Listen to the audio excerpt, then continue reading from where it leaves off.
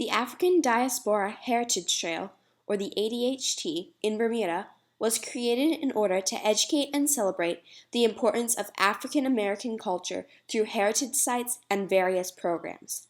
It also aids in the development, restoration, and preservation of these sites deemed to be significant to Bermuda's history. Many sites often highlight accomplishments made by prominent Black Bermudians both before and after emancipation on August 1, 1834. In 2010, the then Premier, Dr. Ewart Brown, stressed the relevance of the ADHT in Bermuda and its initiative and endeavor in order to educate visitors, enhance the economic viability of African diaspora countries, and conserve the essence of African traditions and history. The sites provide a wide range of Bermuda's history, with a focus on the African diaspora, and are often so well preserved that visiting the sites seems like stepping into the past.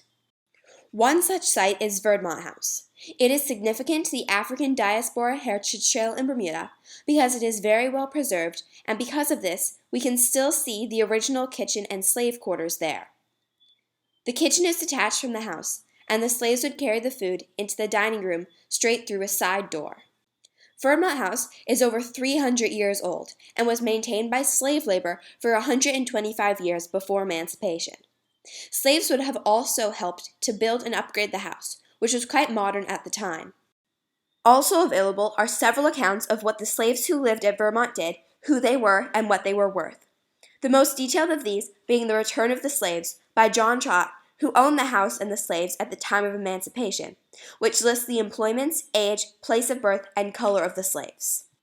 In this document, it is listed that the slaves living at Verdmont in 1833 to be Tom, Dick, Prince, Nanny, Emma, and Jeffrey, who were either mariners, laborers, or domestic workers. The Return of the Slaves was written so that Trott could receive compensation money for the loss of his slaves at emancipation. Verdmont House was built in the early 18th century by John and Elizabeth Dickinson, who gained the money for their home from a pirate raid in the Indian Ocean by the ship Amity, in which Dickinson held shares. The home descended through the family line for approximately the next 160 years, until it was first sold to Rupert Spencer in 1860. Verdmont was then eventually passed down to Lillian Joel, who was the house's last private owner. In 1951, the house and property was sold to the Bermuda Historical Monuments Trust, which is now the Bermuda National Trust, who then opened Verdmont House as a museum to the public in November of 1957. In an interview with Carol Thompson, a volunteer at Verdmont, in response to the question, "How and why has Verdmont remained preserved?" she said that the National Trust, which was originally the Bermuda Monuments Trust, purchased the home from one of the owners in the 50s, and they dedicated their resources to preserving the house, which was in kind of bad shape when they got it, and keeping it open to the public. So primarily through the efforts of the volunteers and the folks who started the National Trust.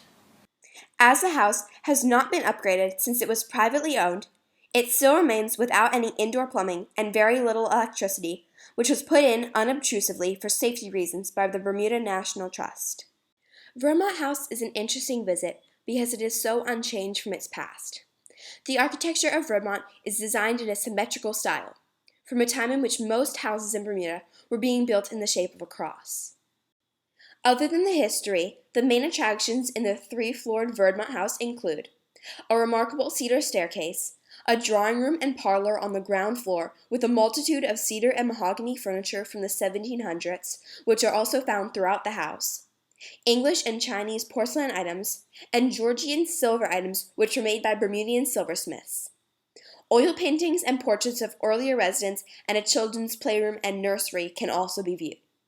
The third floor, or the garret of the house, contains excess memorabilia from the time period, as well as information panels and an incredibly detailed miniature replica of the house. The other two floors are arranged as though the past homeowners still lived there, with neatly made beds, elegantly set tables, and clothes and toys laid out. Much of the furniture found in the house is the finest Bermudian cedar carvings of the time, including tea tables, washstands, cupboards, chairs, and chests.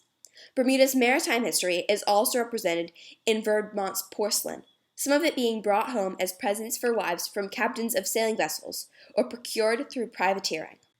Through these items, a variety of countries can be seen.